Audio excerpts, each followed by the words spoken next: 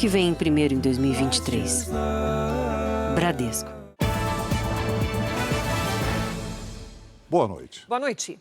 O temporal que atingiu São Paulo na tarde de hoje alagou a cidade, interrompeu a circulação de trens e causou transtornos em partes da região metropolitana. O Corpo de Bombeiros procura por 2 pessoas que foram arrastadas pela enxurrada. Toda a capital paulista entrou em estado de atenção para alagamentos no início da tarde. Ruas ficaram inundadas e carros submersos. A região mais atingida foi a Zona Leste. Em 2 horas, choveu 30% do esperado para todo o mês de fevereiro. Os bombeiros receberam mais de 130 chamados para enchentes. 4 linhas de trem e 1 do metrô foram afetadas. Em Osasco, os passageiros ficaram ilhados dentro da estação. A cobertura completa da chuva em São Paulo você acompanha ainda nesta edição. Um advogado de 58 anos morreu depois de cair no chamado golpe do amor na zona norte de São Paulo. Ele foi vítima de uma emboscada que começou com uma conversa num aplicativo de relacionamento. O carro batido no muro pertence ao advogado Silvio Meirinho de Oliveira. Ele tentou escapar da quadrilha, mas foi morto a tiros. Ele tinha marcado um encontro com uma pessoa que conheceu num aplicativo de relacionamentos. Ao chegar no local combinado, em vez da mulher, apareceram 2 criminosos. Um morador diz ter alertado a vítima. Meu amigo, deixa eu te falar uma coisa. Você está esperando alguém? Eu falei, eu tô. Falei, deixa eu te falar, aqui está muito perigoso. A polícia busca imagens de câmeras de segurança para identificar e prender os suspeitos, que fugiram logo depois do crime. Acontece direto de ter carro parado aqui. No último sábado, o Jornal da Record mostrou que na mesma região, o empresário foi vítima desse tipo de golpe. Ele passou 3 dias refém dos criminosos. A divisão antissequestro da Polícia Civil informou que no ano passado prendeu 303 pessoas envolvidas em crimes desse tipo. Em 2023, foram 21 prisões. Esse crime só é possível porque as quadrilhas criam perfis falsos nos aplicativos de relacionamento. A vítima acha que está se comunicando com uma pessoa e, na realidade, é com outra. A questão que tem sido levantada com o aumento de casos é qual a responsabilidade das empresas nesse tipo de golpe. Uma das plataformas tem um caminho, um canal para você encaminhar, porém você encaminha e não tem resposta. Outras sequer tem um canal, um caminho para você encaminhar uma solicitação policial.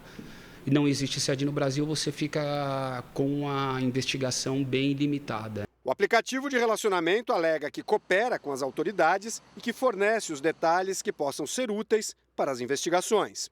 Esta advogada, que trabalha com direito digital, diz que cabe às empresas garantir a segurança do usuário durante a utilização do aplicativo. Hoje em dia, a principal plataforma que a gente tem de relacionamento não coloca como obrigatória a autenticação do usuário. Então, como eu disse, seria uma forma de reduzir esses casos de pessoas se passando por outra. Tornar a autenticação uma metodologia obrigatória para utilizar o aplicativo. A polícia prendeu um empresário apontado como o responsável por lavar o dinheiro roubado de vítimas de sequestro em São Paulo. As quadrilhas faziam transferências por Pix para o homem, que tinha 6 empresas de fachada. Ele cobrava uma comissão para dar um aspecto legal aos valores. Foram 4 meses de investigação até descobrir a identidade do homem apontado como um dos principais responsáveis por lavar o dinheiro obtido em sequestros. Polícia! Polícia! Polícia! Felipe Gade Santos, de 22 anos, foi preso em São Paulo. Os policiais cumpriram mandados de busca e apreensão em 11 endereços ligados a ele, onde foram apreendidos computadores e documentos. Extratos bancários indicam movimentações milionárias de empresas em nome de Felipe, que, segundo a polícia, eram de fachada. Uma das contas bancárias dele realmente tinha esse valor, R$1 milhão. Agora, existem outras contas com valores até superiores. A polícia rastreou o caminho do dinheiro das vítimas de sequestro e descobriu que as quantias menores iam quase sempre para as contas de laranjas. Já os valores mais altos eram transferidos diretamente para 6 empresas em nome de Felipe Santos. De acordo com a investigação, o empresário recebia até 30% de comissão para lavar o dinheiro de quadrilhas. Um dos negócios do suspeito se chama Hunters Young Money. Em português, jovens caçadores de dinheiro. Felipe Santos pode responder por lavagem de dinheiro e organização criminosa. Nós não conseguimos contato com a defesa dele. Hoje também em São Paulo, 3 homens foram presos suspeitos de participar de quadrilhas do Pix. Um deles é apontado como responsável por selecionar as contas para onde o dinheiro das vítimas era transferido. Uma das contas está em nome de uma loja multimarcas, que recebeu quase R$9 mil. Os policiais estiveram no endereço da suposta empresa. Era a casa de um dos suspeitos. Esse era o mentor da quadrilha. Uma quadrilha organizada, muito bem estruturada. Ele tinha mais de 30 cartões bancários no nome dele. Na casa dele foi encontrado também 3 RGs, e um deles falso, 2 maquininhas de cartão. Tudo isso para ir transferindo os valores das vítimas. Veja agora outros destaques do dia. Investigação do jornalismo da Record TV mostra a rotina do tráfico numa das maiores comunidades do Rio. Ex-jogador é condenado a 2 anos de prisão por dar chute em árbitro. Supremo manda prender integrante do alto escalão da Polícia Militar suspeito de facilitar atos de vandalismo em Brasília. Como os avanços da genética permitem prever o diagnóstico e antecipar o tratamento contra o câncer. Na Turquia, a corrida para resgatar sobreviventes. Na Síria, menina passa mais de 30 horas soterrada até ser resgatada.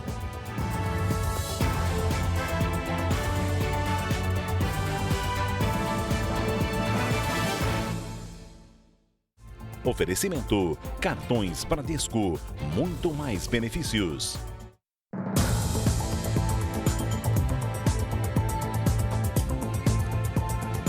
Exclusivo. Novas informações sobre as armas usadas por criminosos na comunidade Parque União, no Complexo da Maré. As imagens mostram um dos traficantes mais procurados do Rio de Janeiro, conhecido como Alvarenga. Ele é foragido da justiça e tem 9 mandados de prisão que nunca foram cumpridos. A polícia investiga quem são os homens que aparecem nessas imagens exclusivas mostradas no Jornal da Record.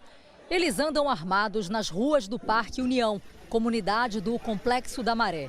Os criminosos agem normalmente e os moradores parecem acostumados.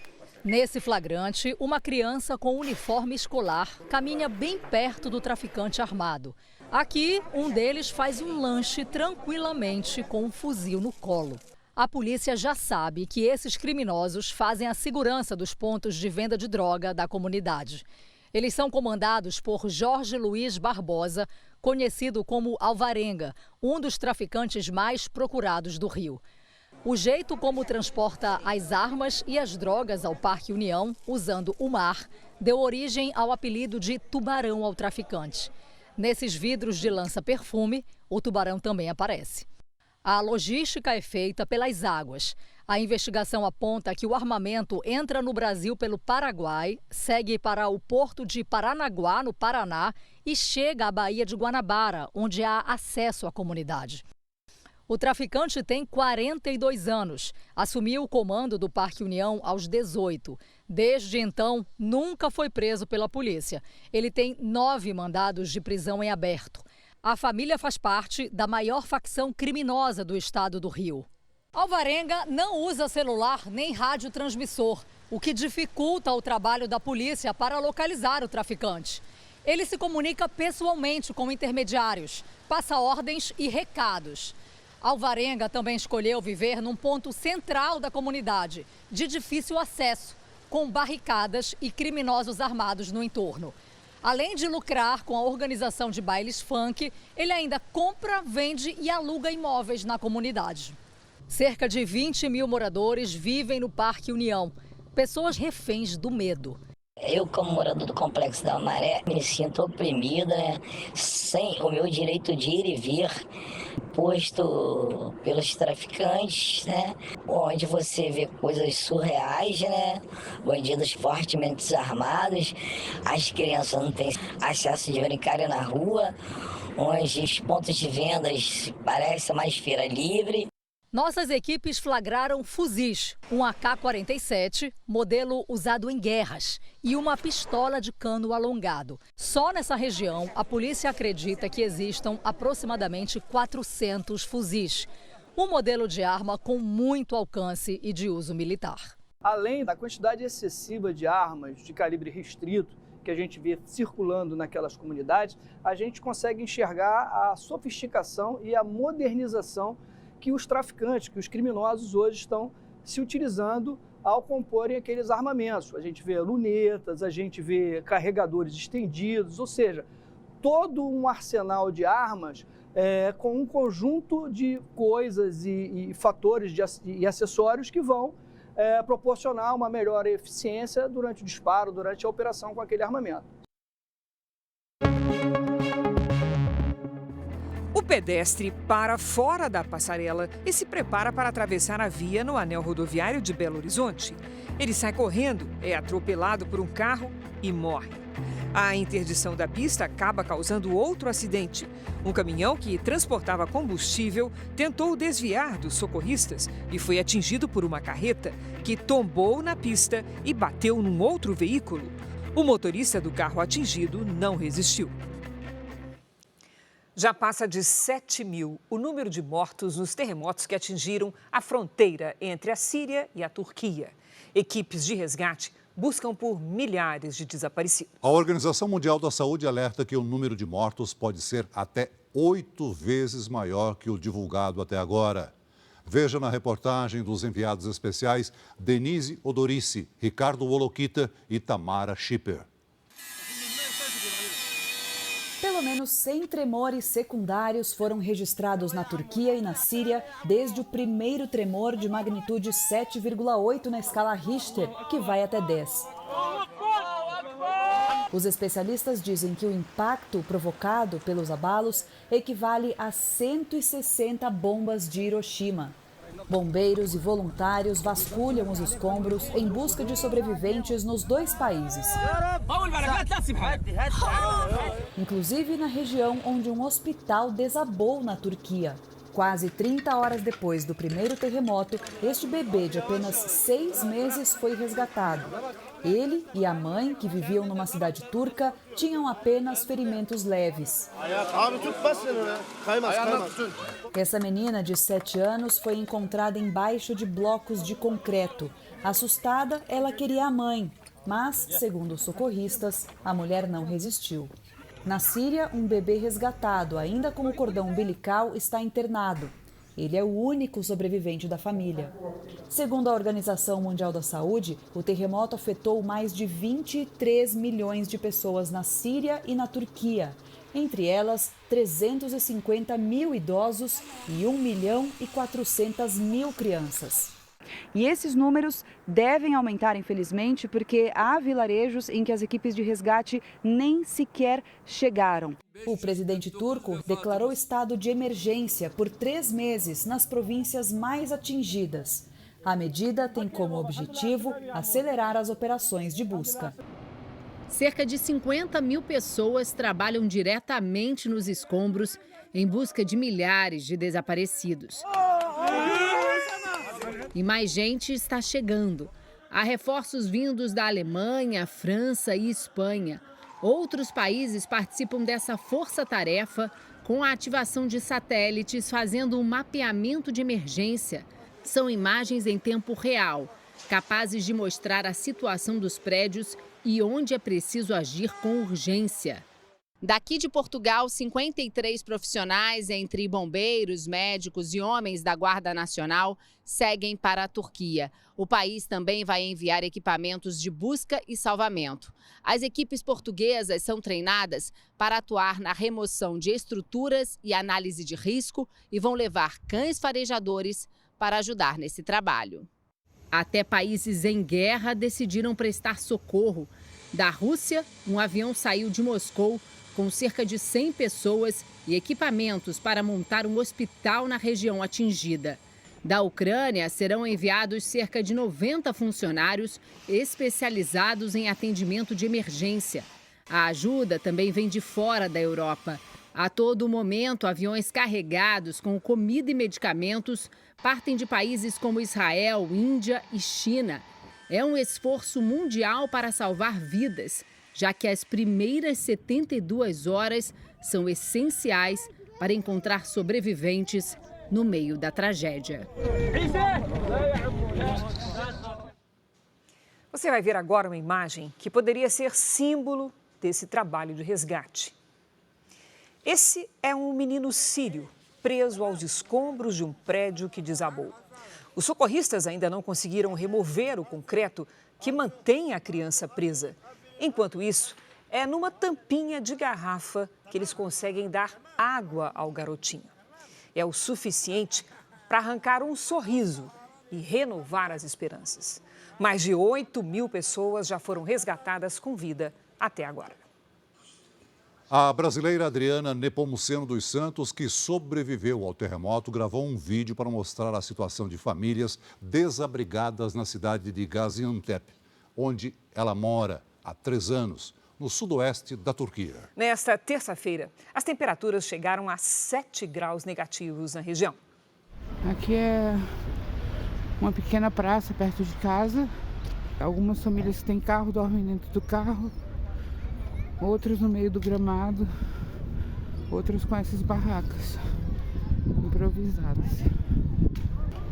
Famílias inteiras, crianças, idosos, muita neve. Ontem tinha muita gente em cima da neve. O terremoto aqui, só agora eu fiquei sabendo que foi cerca de 1 minuto e meio, mas para mim foi como se fosse uma eternidade, desesperador.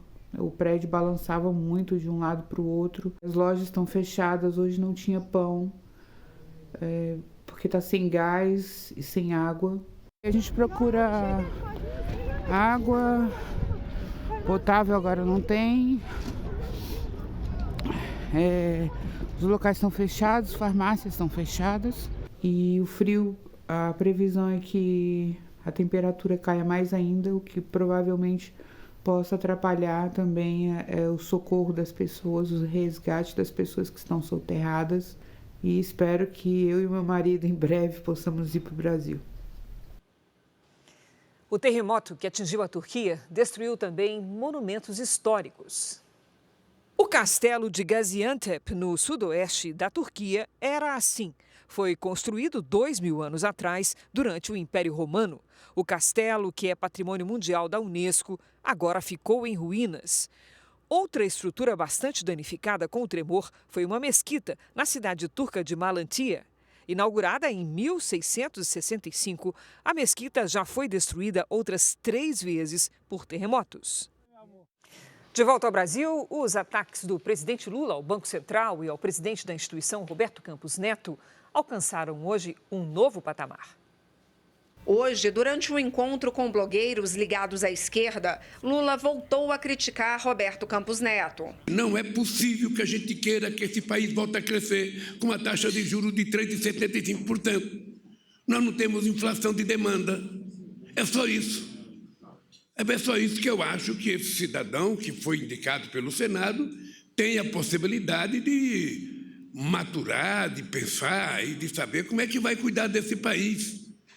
Porque ele tem muita responsabilidade. Partidos de esquerda tentam pressionar o presidente do Banco Central, aumentando o clima de crise. O deputado federal Lindbergh Farias, do PT, protocolou um convite para que Campos Neto dê explicações na Câmara sobre a decisão de manter a taxa de juros em 13,75%. Para este economista, os ataques de Lula ao Banco Central são uma estratégia errada, que vão prejudicar ainda mais as contas públicas. Quando o governo critica o presidente do Banco Central, e eu estou falando especificamente no ministro da Fazenda e no presidente da República, ele está dando um tiro no pé, né? Então, ele está tirando no próprio pé porque isso vai criar instabilidade no mercado e isso não é bom. Tem sobrado para o ministro da Fazenda, Fernando Haddad, tentar acalmar os ânimos. Em um aceno ao Banco Central, Haddad disse que a ata do Copom, que traz previsões para a economia do país, foi amigável. A ATA elogia o pacote econômico do Ministério da Fazenda, que poderia reduzir o risco de alta da inflação. Já o vice-presidente Geraldo Alckmin se reuniu hoje com parlamentares para discutir a reforma tributária. O Congresso quer incluir na proposta a desoneração da folha de pagamento permanentemente, o que, segundo empresários, incentivaria as contratações formais. Hoje, 17 setores são beneficiados pela medida. A ideia é que a desoneração da folha esteja presente na reforma tributária que nós vamos trabalhar. Não é correto que você tribute salários. Então há um consenso de que esse imposto sobre o salário, quase 100% hoje, se a gente colocar tudo, né? Ele é um desincentivador para a geração de empregos no Brasil. A Polícia Federal prendeu 4 policiais militares suspeitos de omissão durante os atos de vandalismo contra as sedes dos 3 poderes em 8 de janeiro. Entre eles está o ex-comandante responsável pela segurança no dia da depredação. O coronel Jorge Eduardo Naime Barreto era o chefe do Departamento Operacional da Polícia Militar do Distrito Federal no dia dos ataques ao Palácio do Planalto, Congresso e Supremo Tribunal Federal. O ex-comandante foi exonerado pelo então interventor federal na segurança, Ricardo Capelli, 2 dias depois das invasões. Fontes ligadas à investigação já tinham revelado ao jornalismo da Record TV em janeiro que integrantes do alto escalão da Polícia Militar do Distrito Federal seriam presos. Sobre Jorge Naime, paira a suspeita de atuação para atrasar a ação dos policiais durante o ataque, o que teria facilitado a fuga dos vândalos. A Procuradoria-Geral da República pediu autorização do Supremo Tribunal Federal para quebrar os sigilos bancário, fiscal, telefônico e de mensagens dos celulares do ex-comandante e de outros presos na operação de hoje. A investigação segue em sigilo porque existe a previsão de novas prisões nos próximos dias. Outros 3 PMs também foram presos hoje. O capitão Josiel Pereira César, o tenente Rafael Pereira Martins e o major Flávio Silvestre de Alencar, flagrado por uma câmera de segurança do STF. Nas imagens, ele aparece chegando numa viatura e escoltando outros carros da polícia para longe da grade de contenção, que deveria impedir os criminosos de avançar até a corte. Depois disso, os invasores desceram tranquilamente a via de acesso ao prédio. Também foram cumpridos 6 mandados de busca e apreensão. A Corregedoria da PM acompanhou a operação e informou que colabora com as investigações. 17 crianças e 2 professoras ficaram presas no elevador de uma escola na zona leste de São Paulo. Policiais militares tiveram que arrombar a porta para retirar as crianças, que estavam muito assustadas. O elevador parou entre o térreo e o primeiro andar por causa de uma falha mecânica. Ninguém se feriu. 2 pessoas seguem desaparecidas na Baía de Guanabara. Elas estavam no barco que naufragou perto da ilha de Paquetá no domingo. 6 pessoas morreram. O capitão do barco sobreviveu.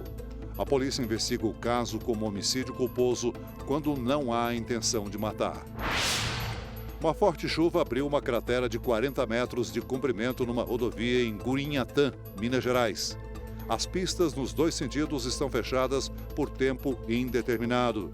Segundo a concessionária que administra a rodovia, ninguém ficou ferido. Como você viu na abertura do Jornal da Record, uma forte chuva atingiu a capital paulista e a região metropolitana hoje à tarde. Regiões importantes entraram em estado de atenção. Por volta das 2 horas da tarde, o dia escureceu. A chuva foi tão forte que ruas ficaram cobertas pela água. Casas e comércios ficaram debaixo d'água. Alguns veículos foram arrastados pela correnteza. Outros ficaram completamente submersos. Um grande volume de água caiu em todas as regiões de São Paulo e na região metropolitana. A zona leste da capital foi a mais atingida. Em 2 horas, choveu mais de 30% do esperado para o mês inteiro. Há relatos de que pessoas foram arrastadas pela correnteza que se formou em várias regiões. Numa creche, crianças tiveram que ser resgatadas por homens do Corpo de Bombeiros. Muitas pessoas que passavam perto do estádio do Morumbi, na zona sul da capital, tiveram que caminhar pela enchente. Este homem carregando uma bicicleta. Em Osasco, na Grande São Paulo, passageiros ficaram ilhados numa estação de trem. Algumas pessoas enfrentaram um alagamento. Uma delas caiu e foi levada pela água. Homens do Corpo de Bombeiros usam botes para procurar as vítimas. A circulação de trens e metrôs foi interrompida. Os bombeiros receberam mais de 150 chamados para enchentes e quedas de árvores. Por causa do temporal, o rodízio de veículos foi suspenso na capital. Vamos saber como é que está a situação agora na cidade de São Paulo, depois dessas enchentes? O repórter Leandro Stoliar está na zona sul da capital, em um dos bairros mais afetados. Olá, Leandro, boa noite. Oi, Cris, boa noite. Boa noite para o Celso. A chuva nesse momento diminuiu na zona sul de São Paulo, mas aqui onde nós estamos, na frente do estádio do São Paulo Futebol Clube, continua chovendo.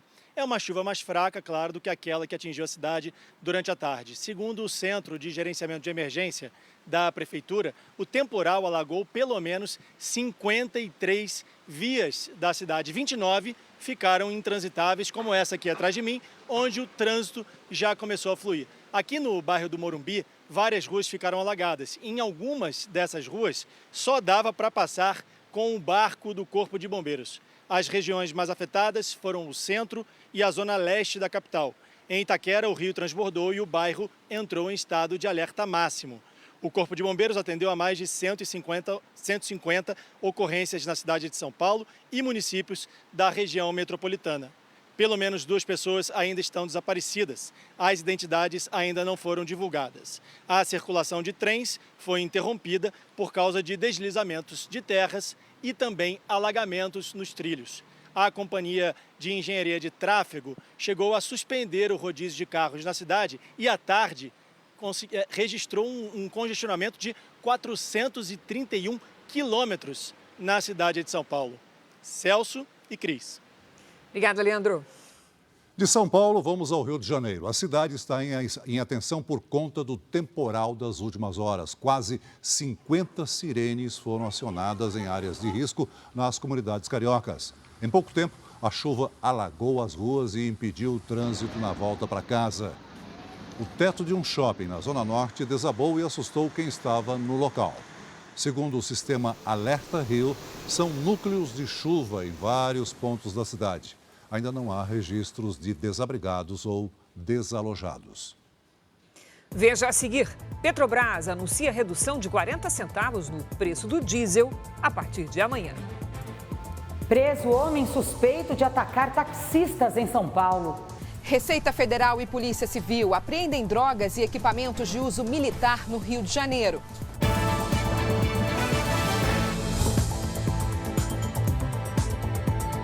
A Selic, a taxa básica de juros, foi mantida em 13,75% ao ano. Vamos saber com a Patrícia Lages o que é que isso significa para a economia do país e também para o nosso bolso. E aí, Paty, boa noite. Caso sério, né? Seríssimo, Cris. Boa noite para você, para o Celso. Boa noite para você aí de casa. Olha, para a gente entender de uma forma bem simples, imagine que o mercado financeiro seja como os funcionários de uma empresa. Para que esses funcionários mantenham os seus empregos, a empresa tem que estar com as contas em dia, ela tem que dar lucro. Mas se a empresa gasta mais do que fatura, ela vai ter prejuízo e aí vai começar a demitir. E quando o funcionário percebe que a empresa não vai bem, ele fica receoso e segura o dinheiro, né? Para de gastar, porque sabe que vai poder aí ficar sem emprego. No mercado financeiro é exatamente a mesma coisa. Como o governo atual já sinalizou que vai gastar mais do que arrecada, o Banco Central eleva a taxa de juros, temendo aí o descontrole nas contas públicas. É o que a gente chama de risco fiscal. Essa medida do Banco Central é para ajudar a conter a inflação. Patrícia, como se diz lá na minha terra, cautela e caldo de galinha não faz mal a ninguém. É hora de cautela com gastos? É hora sim, viu, Cris? E olha, o brasileiro precisa fugir do endividamento. Diante da incerteza fiscal que o país corre, os juros vão se manter em alta por mais tempo. Então, a gente deve evitar grandes gastos e fugir dos empréstimos e dos financiamentos. Cris. Obrigada, Paty. Um homem suspeito de atacar taxistas foi preso em São Paulo. As vítimas relatam que, depois dos assaltos, ainda tinham que levá-lo para casa. A polícia acredita que o criminoso tenha roubado dezenas de motoristas. 4 já reconheceram o suspeito. Durante 2 semanas, os investigadores deram plantão no bairro onde o suspeito mora. Monitoraram todos os endereços que ele costumava frequentar à espera do melhor momento para prendê-lo. À noite, abordaram o assaltante. Segundo a investigação, Eric dos Santos Correia tem como alvo taxistas e age sempre do mesmo jeito. Aqui ele se aproxima e pede informações para a vítima. Conversa, negocia o valor da corrida, pede desconto e embarca. O assalto acontece no fim da viagem. Neste outro roubo, o suspeito está acompanhado de uma mulher. Eles vão até o táxi e seguem viagem. Durante o caminho, ele pediu para o motorista entrar nesta rua sem saída. Desconfiado, ele deu ré para tentar fugir e foi atingido por vários golpes de faca. A vítima conta que durante o trajeto não notou nada de estranho. No trajeto de 40 minutos não me trouxe nenhuma preocupação. Fomos conversando normal, eles conversando, sem gíria, sem nada. O taxista precisou ser hospitalizado. Eu tomei alguns pontos nas costas e também um corte bem profundo no dorso da mão direita. Ele é cruel, ele é extremamente violento, agressivo. Justamente por esse motivo que as vítimas ficaram traumatizadas pela violência que ele praticava os roubos. A polícia acredita que o suspeito tenha feito dezenas de vítimas. Muitas já procuraram a delegacia e todas fizeram o mesmo relato. Depois do crime, o assaltante sempre obrigava o taxista a levá-lo quase na porta de casa. Não conseguimos contato com a defesa de Eric dos Santos Correia. As vítimas também relataram que ele usava o celular delas para transferir dinheiro para sua própria conta bancária. E através desses meios de prova que nós estamos angariando, que possivelmente ele vai receber a pena máxima. Ele esteve condenado há alguns anos por roubo, saiu no ano passado, estava de liberdade provisória e justamente nesse período ele veio praticar essa série de roubos que nós conseguimos retirar da sociedade. Um menino de 5 anos, vítima de bala perdida na Baixada Fluminense, recebeu alta do hospital. Luiz Henrique Benício de Farias foi atingido na perna esquerda enquanto lanchava com a mãe no último sábado. A polícia ainda não sabe de onde a bala partiu. Passageiros da linha 15, prata do monotrilho do metrô de São Paulo, enfrentaram uma manhã de problemas. A linha ficou paralisada por mais de 1 hora devido a problemas de sinalização. Os usuários tiveram que enfrentar muita fila nas estações que ficaram lotadas. Em Salvador, uma facção criminosa invadiu uma comunidade para roubar um grupo rival. Foram levadas armas, munições e drogas. Os ladrões chegaram a gravar um vídeo para debochar dos criminosos roubados e fugiram atirando para o alto. Em menos de 24 horas, a Receita Federal fez 2 grandes apreensões no Rio de Janeiro. Entre o material apreendido havia cocaína e equipamentos militares. As cargas foram avaliadas em mais de 100 milhões de reais. A carga poderia abastecer um batalhão do Exército ou o setor de inteligência da polícia. Mas a Receita Federal acredita que o material, avaliado em R$80 mil, iria para as mãos do maior grupo criminoso do estado. São roupas fabricadas para atiradores de elite profissionais. Se utilizados pelo tráfico em áreas de mata, elas podem ser letais, tanto para o trabalho policial terrestre, como principalmente para o trabalho policial aéreo, porque dificilmente de um helicóptero você consegue visualizar um meliante utilizando esse tipo de camuflagem. Toucas ninja, miras óticas de alta precisão, carregadores, munição com disparo de luz a laser, usada em treinamentos, estavam em uma transportadora na zona norte da capital. Os equipamentos de uso militar vieram da China e não tinham nota fiscal. A Receita Federal contou com inteligência artificial para identificar o contrabando. O trabalho conjunto com delegacias da Polícia Civil também resultou na apreensão de quase 388 quilos de cocaína no porto de Itaguaí. A droga estava neste container, escondida em uma carga de café. Cães farejadores identificaram a presença do entorpecente. O valor do material é estimado em 100 milhões de reais. Um procedimento judicial será instaurado para localizar os responsáveis pelo esquema de tráfico internacional. É uma droga que se destinava à Espanha. Então, na Espanha, ela passa a ter um valor, na Europa, ela passa a ter um valor agregado muito alto. Os agentes também localizaram uma carga de notebooks que havia sido declarada à Receita Federal como fones de ouvido. no valor de R$ 164 cada. O valor real é de R$ 5.000 cada. Como a gente vem mostrando aqui no JR, a terça-feira foi de temporais em boa parte do Brasil. E olha que contraste, fez 40 graus com tempo seco no Rio Grande do Sul. A gente tem que conversar com a Lidiane Sayuri. Lid, como é que se explica? Vamos lá, Cris. Boa noite para você. Celso, muito boa noite. Boa noite a todos que nos acompanham. É culpa da circulação de ventos e também da umidade. As imagens de satélite mostram as nuvens concentradas entre o centro e o norte do país.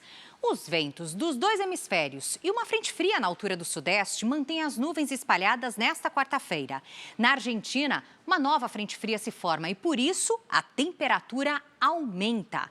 A onda de calor atinge o Rio Grande do Sul e o interior de Santa Catarina.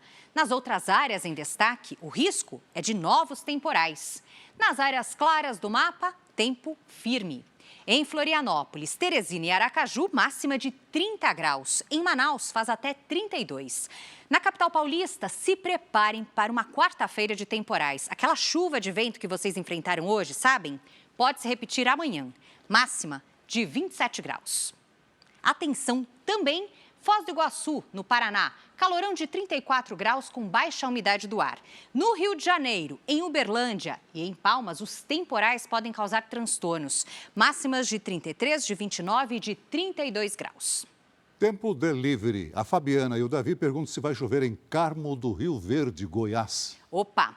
Oi, Fabiana, Davi, pode chover sim. A previsão para os próximos dias indica tempo bem abafado, com chance de chuva a qualquer hora, inclusive com risco de temporais. Nesta quarta, faz até 30 graus. Na quinta e na sexta, até 29. Faça como eles e peça tempo delivery pelas redes sociais com a hashtag #VocêNoJR. Cris, Celso. Valeu, Lid. Até amanhã, Lid. Veja a seguir, ex-jogador que agrediu árbitro é condenado por tentativa de homicídio no Rio Grande do Sul. A cada 90 minutos, uma carga é roubada no estado do Rio de Janeiro. Na série especial de hoje, acompanhamos o trabalho de pesquisadores que estudam como reverter mutações genéticas em pacientes com câncer.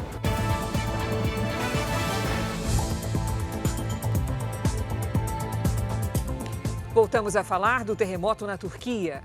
Além da tristeza e do medo, os tremores também despertam sentimentos de compaixão e de solidariedade. Do porta-malas do carro saem caixas e sacos plásticos. Esta família veio entregar doações para as vítimas dos terremotos. Fora do ginásio, há comida e centenas de garrafas de água. Esse é um dos centros que estão recebendo doações de toda a cidade de Ankara e de cidades próximas. São muitas pessoas, todos aqui voluntários. Esta é uma universidade, a maioria deles é estudante, estão trabalhando aqui já há várias horas, alguns desde ontem, e não para de chegar coisa. As caixas passam de mão em mão, em movimento sincronizado. Nada pode falhar. Dentro do ginásio dá para ter mais noção de quanta ajuda já foi recebida. Os itens são separados, colocados em caixas e daqui vão para a região atingida pelos tremores, que fica a 500 quilômetros. O ritmo é intenso, mas toda a operação é muito bem organizada. Este rapaz de 18 anos segura folhas de papel. Ele está separando os calçados de criança dos de adulto. O sentimento que tomou os turcos desde as primeiras horas de segunda-feira é de urgência. Há uma grande mobilização nacional para ajudar as vítimas dos terremotos. Aqui neste ginásio de Ankara, jovens universitários trabalham sem parar há quase 2 dias, separando as doações. Meu povo precisa de mim, diz esta voluntária turca. Já esta estudante está preocupada com o pai e a irmã. Ela conta que a casa deles veio abaixo numa das províncias afetadas pelos tremores. Como não consigo ir para lá, resolvi trabalhar aqui para ajudar de alguma forma, ela diz. Solidariedade que salva vidas nesse momento. Aqui no Brasil, a Petrobras anunciou a redução de 40 centavos no preço médio do litro do diesel vendido às distribuidoras. A medida vale a partir de amanhã. O valor vai passar de R$ 4,50 para R$ 4,10, o que representa uma queda de quase 9%. Um jogador de futebol foi condenado a 2 anos e 8 meses de prisão por agredir o árbitro da partida em Venâncio Aires, no Rio Grande do Sul. O caso aconteceu em 2021 durante um jogo válido pela divisão de acesso ao Campeonato Gaúcho. William Cavalheiro, de 32 anos, atuava pelo São Paulo de Rio Grande. Na partida contra o Guarani, em Venâncio Aires, o jogador agrediu o árbitro Rodrigo Crivellaro, depois de receber um cartão amarelo. Primeiro, um empurrão. Depois, um chute na cabeça. Eu fui repor a bola em jogo, assim, foi muito rápido. Recordo de que, na hora, os médicos me perguntaram onde eu estava. O árbitro ficou 1 mês internado com uma fratura na coluna cervical. William segue suspenso das atividades no futebol. Estava com o salário atrasado, William? Tu acha que isso justifica a agressão que fez? Justificar o que fez? Não. O Ministério Público apresentou denúncia por tentativa de homicídio qualificado por motivo fútil, mas o júri popular decidiu condenar o William Cavalheiro por tentativa de homicídio simples. A pena é de 2 anos e 8 meses de reclusão em regime semiaberto. Em nota, a defesa informou que aceita a decisão do júri, mas deve recorrer da pena e de como ela vai ser cumprida.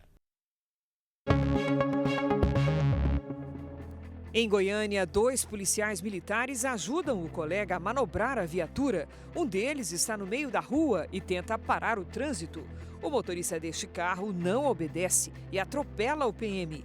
Ele é lançado para debaixo da viatura. Veja novamente. As testemunhas correm para socorrer o sargento. A vítima foi levada para o hospital, levou a alguns pontos e foi liberada. O motorista fugiu sem prestar socorro, mas foi identificado e preso. Segundo o teste do bafômetro, ele estava embriagado.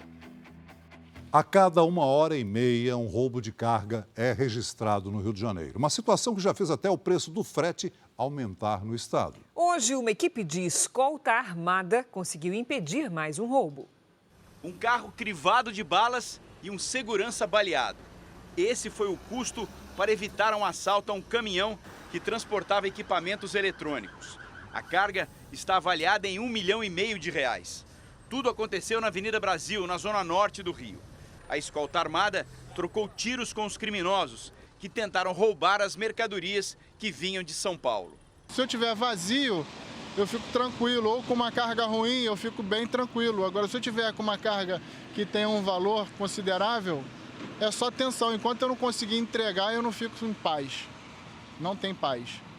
As quadrilhas especializadas em roubos de carga agem principalmente na Avenida Brasil, na rodovia Presidente Dutra, no Arco Metropolitano e na rodovia Niterói-Manilha. Tenho vários amigos de empresa que, na verdade, não sentem segurança alguma, inclusive até questionam quando vem carga para o Rio de Janeiro para eles. Eles não querem vir de maneira nenhuma.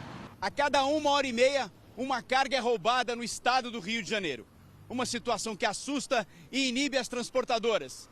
Empresários da área do abastecimento relatam que fornecedores de outros estados, em especial Nordeste, Minas e Sul do país, se recusam a trazer mercadorias para o Rio e só aceitam mediante um reajuste expressivo no valor do frete. Esse empresário do setor de alimentos tem lojas nas zonas norte e oeste do Rio. Com medo, prefere esconder o rosto. Ele negocia o valor do frete com uma empresa de João Pessoa e sabe que terá que repassar o preço para o consumidor. A tapioca, que eu fosse pagar R$10 no quilo, com a logística, o transporte, ela vai sair a R$12,50. É o custo da violência.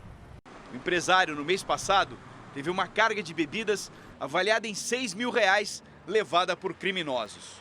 A gente deixa de lucrar, porque se a gente for colocar realmente o que a gente paga, os clientes vão pagar bem mais caro. E as empresas acabam colocando seu comércio como área de risco. Aí já tem mais essa dificuldade de, dentro do Rio de Janeiro, empresas do Rio não entregando em determinadas áreas por conta do alto roubo de carga.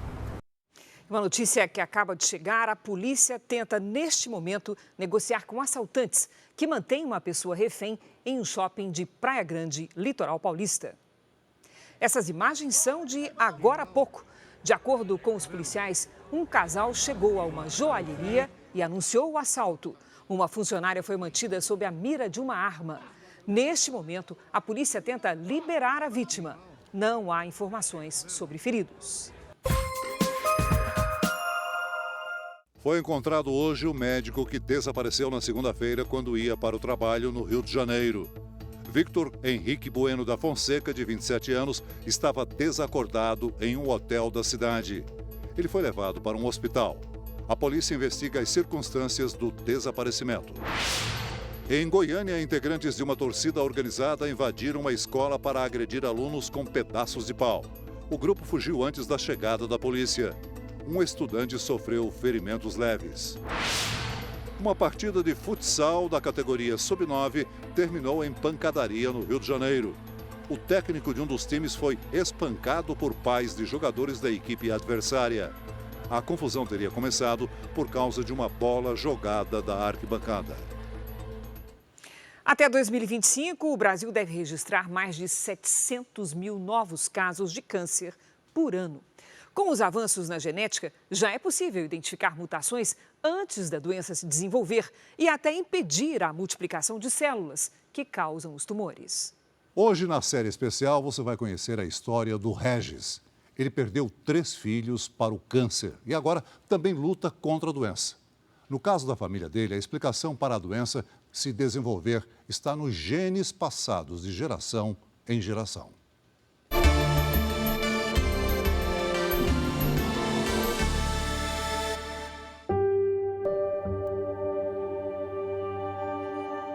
Regis não teve tempo de viver o luto pela morte dos 3 filhos. No fim de 2022, perdeu a mais velha, Ana Carolina, de 25 anos. Ela desenvolveu 2 tipos de câncer e cada passo na batalha, vencida contra a doença, era motivo de comemoração. Te amo. Te amo. Em 2009, Ana foi diagnosticada com leucemia linfóide aguda, um câncer na medula óssea que se espalha pelo sangue. Ela se curou, mas morreu 13 anos depois com um tumor cerebral. Regis e o filho do meio, Pedro, de 17 anos, tiveram câncer pela primeira vez quase que ao mesmo tempo. E por último, a caçula, Beatriz, de 9. Você partiu meu coração. Ai, meu coração. Mas meu amor, não sinta pena, não. Ao todo, foram 12 diagnósticos de câncer na família em 13 anos. Começou todo mundo e foi uma surpresa muito grande. A gente não... Ainda hoje causa muita surpresa, porque é uma coisa muito dramática, é extremamente chocante a gente ter que lidar com doença, com diagnóstico de câncer, sobretudo com perda de filho, né? Essa aqui é a assinatura do Pedro, essa aqui é a assinatura da Ana, da carteirinha do Conselho Regional de Medicina, e aqui foi uma dedicaçãozinha que a Bia, minha mais nova, fez para mim. Regis perdeu os 3 filhos num espaço de tempo de 6 anos. Nesse mesmo período, ele teve 3 tipos de câncer diferentes, um mais agressivo do que o outro. Hoje passa por sessões de radioterapia e em breve vai enfrentar a 2ª quimioterapia. Seu Regis iniciando o tratamento. Cada diagnóstico ele envolve um tempo longo de tratamento, sofrimento, abalos emocionais, abalos físicos, abalos financeiros. Para saber o que provocou tantos tumores na família em tão pouco tempo, Regis foi orientado pelo médico a fazer um mapeamento genético. O teste apontou que ele sofre de uma mutação no gene TP53, que reduziu a produção de uma proteína capaz de proteger contra o câncer. Os filhos nasceram com a mesma alteração genética. Ela produz uma predisposição muito grande a tumores, diversos tipos de tumor. Podem ser tumores, por exemplo, como sarcomas, pode ser leucemias, pode ser tumor de mama, pode ser tumor de ovário, tumor de próstata. Para descobrir alterações como essa, os cientistas precisam entender antes o genoma humano. O DNA é como uma longa folha de caderno em espiral. Os genes formam frases desconexas, que imprimem a identidade do nosso corpo à medida em que são decifradas. Os pesquisadores já conseguiram mapear quase todo o genoma humano. Seria como escrever uma coleção de livros de receitas, em que cada uma delas é 20 milhões de vezes menor do que um grão de areia. Quanto mais se sabe sobre mapeamento genético, maior fica essa sequência. Se o DNA humano fosse esticado, daria para traçar uma linha reta entre a Terra e a Lua mais de 300 mil vezes. Uma mutação em um único gene seria como mudar uma letra e trocar o sentido da frase inteira. Os estudos apontam que essa alteração em alguns genes específicos pode explicar a causa de vários tipos de câncer. Descobrir como reverter a mutação no corpo ainda é um desafio para pesquisadores do mundo todo. A geneticista molecular Maíra Freire trabalha num dos maiores laboratórios de genética da América Latina e conta que já é possível impedir a multiplicação da célula portadora da alteração genética que causa o tumor. Se o paciente tiver alteração, eu consigo entrar com uma droga, ou seja, com um medicamento específico que vai desligar, vamos falar assim, a proteína que foi gerada devido àquela alteração. Eu consigo matar essas células tumorais. O Instituto Nacional de Câncer estima que até 2025 o Brasil terá 704 mil novos casos da doença por ano. O sequenciamento dos genes permite identificar a presença de uma mutação hereditária antes da pessoa desenvolver um tumor. Esse diagnóstico é importante para buscar o tratamento adequado. Há 10 anos, a atriz norte-americana Angelina Jolie descobriu que havia herdado uma alteração genética da mãe, que morreu de câncer. A artista identificou a mesma mutação no gene BRCA1, que aumenta o risco para vários tipos de tumores, entre eles o de mama. Por isso, Angelina decidiu retirar os seios para reduzir essa possibilidade.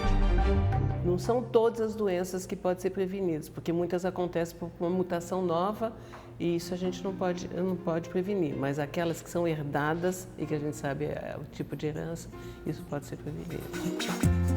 Carlos nunca levou a sério as muitas histórias de câncer na família. Só fez o exame de colonoscopia por insistência da namorada aos 47 anos. O resultado foi uma cirurgia para retirar parte do intestino onde estava um tumor.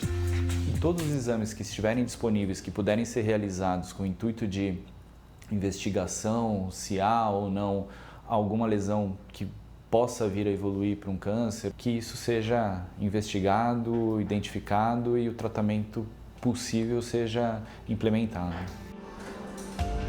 Aos 53 anos, Regis enfrenta o terceiro câncer, sem perder a esperança de que estará vivo quando a cura for descoberta. Eu sigo com fé e com força da mesma forma que eles fizeram. Eles foram muito alegres até o último momento. Foram muito felizes e confiantes e assim eu vou.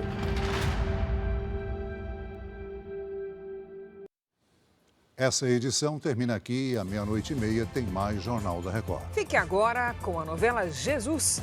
E logo depois de Vidas em Jogo, tem Cine Record especial com o filme Triplo X. Boa noite e até amanhã. Boa noite.